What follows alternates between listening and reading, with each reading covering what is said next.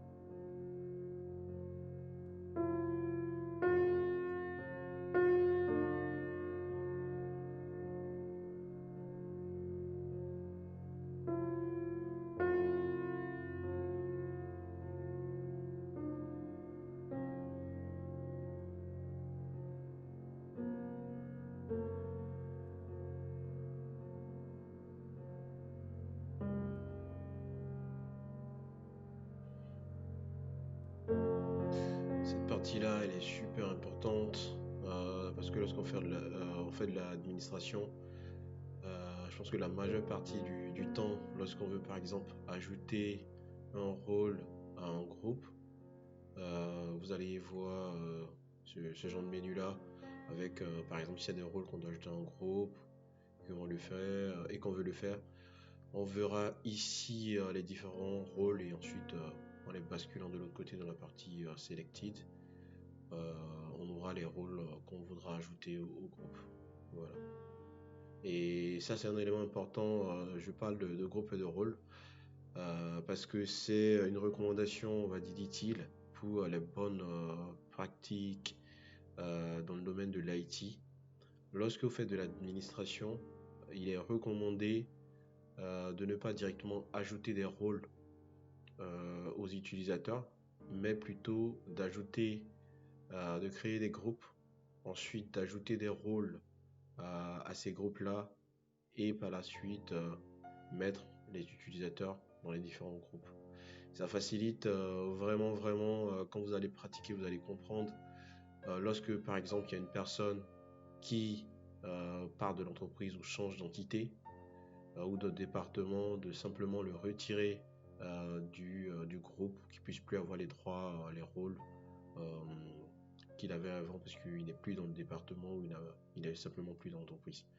C'est vraiment un élément que vous allez retrouver lors de vos administrations, bien souvent dans ServiceNow. Alors, je vous laisse continuer comme moi dans la suite.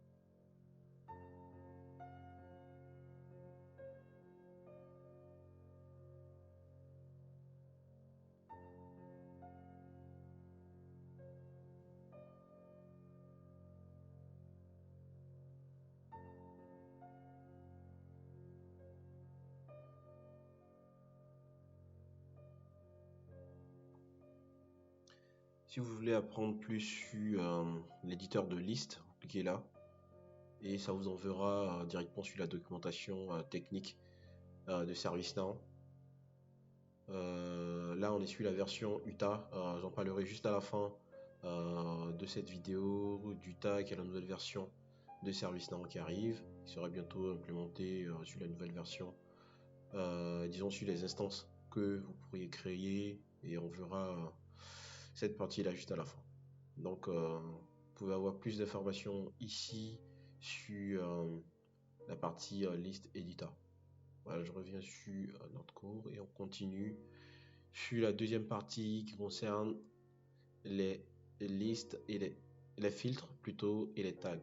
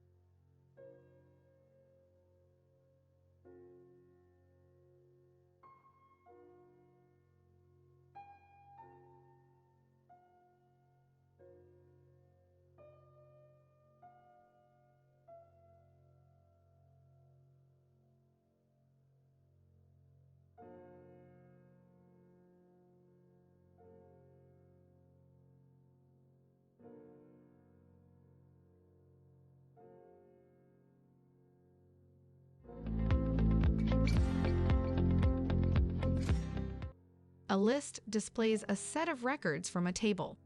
You can filter those lists by running a set of conditions to display the data you would like to see in the platform. Use the List Controls menu to see whichever view is appropriate for the order of columns you would like to see. If there's a list view you would like to create or customize on your own, you can always personalize the list. If you're interested in accessing certain records in a list more easily, use the Tag feature to categorize, flag, and locate those records. Now you try. Go ahead and get started on filtering a list in the next activity.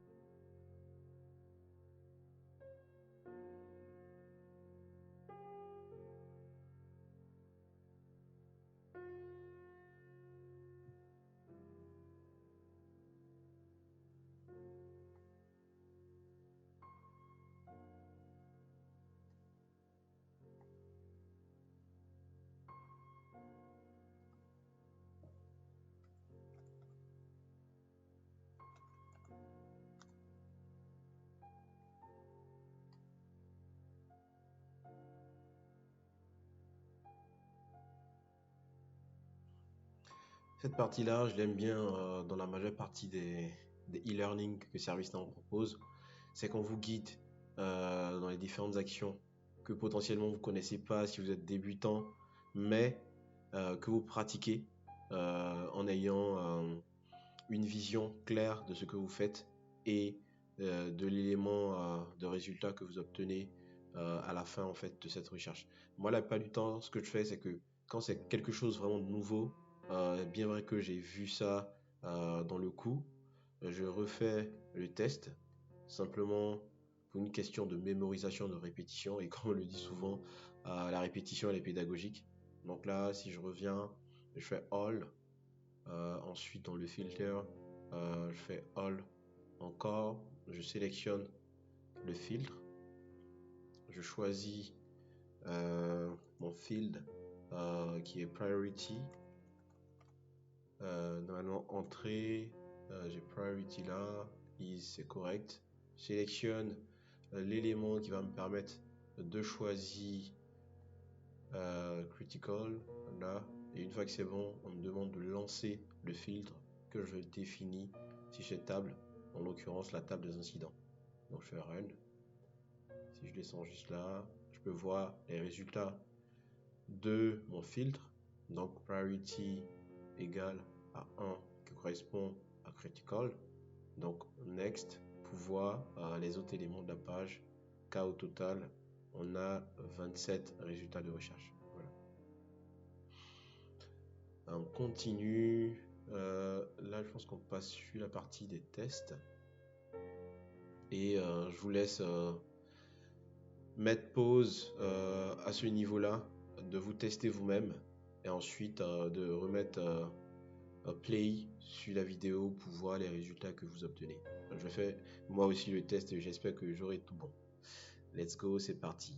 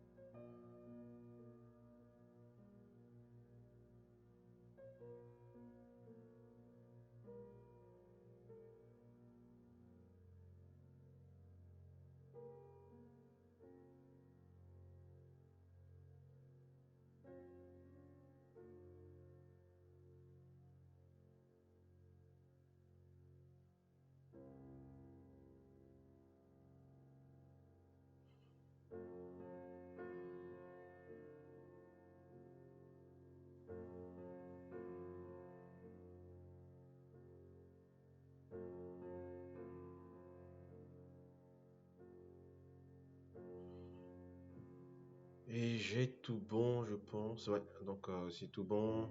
Alors, si vous regardez les différents coups comme moi, vous devrez avoir un score de 100%. Je vais faire comme ça. On va passer maintenant On attend juste que ça se charge. On va passer maintenant à la partie du lab en lui-même, en testant via la plateforme qui est mise à notre disposition. Donc je vais fermer ça et on vient là, on va pratiquer maintenant. Donc là, on me demande de sélectionner All dans la partie menu et incident. Entrons maintenant dans le vif du sujet en faisant ce lab ensemble. La première des choses, c'est de cliquer sur All, ensuite de taper All sur la partie incident. Il est demandé, c'est de sélectionner, je crois, les incidents actifs. Moi, j'aime toujours faire ça parce que c'est ceux qui sont prioritaires, ceux qui sont plus actifs, sont nécessaires. Donc, is not closed. Ensuite, assignment group is not empty and assignment not signed. Assign to is not empty également, donc faire run. Donc ça on est bon. Ensuite je vais filtrer par critical si ça veut bien.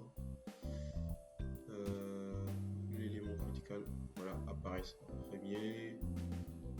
Donc là on fait différent de ça aussi. Je fais ça,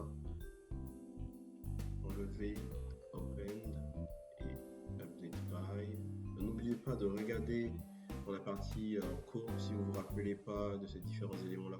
Moi je m'en souviens, donc je les modifie rapidement. On va juste vérifier voir si j'ai tout bon, les éléments. Donc j'ai fait filtrer par ces éléments. Qu'est-ce qu'on a fait? Donc si tout ça c'est bien, ok, is not empty. Ensuite on demande de modifier l'ensemble des éléments ici en in progress. Je fais ok, donc ça charge et une fois que c'est bon,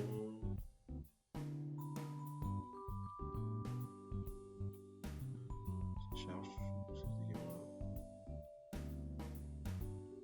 Voilà, sur le procès, je la ferme. Et c'est de modifier la catégorie de note incident 000055 en software. Donc je le modifie directement là. Moi, je fais valider. Et une fois que c'est bon, je vais vérifier dans la partie des tasks si j'ai tout bon. Je vous laisse vérifier aussi et je vous mets par la suite si j'ai tout bon ou pas tout bon. À tout de suite.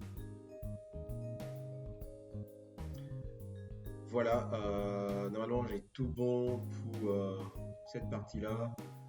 Donc aujourd'hui on a vu le module sur les listes et les filtres.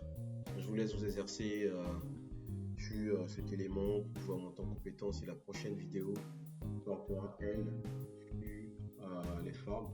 Donc le module forme avec 2 items comme on le voit là, et on va encore s'amuser.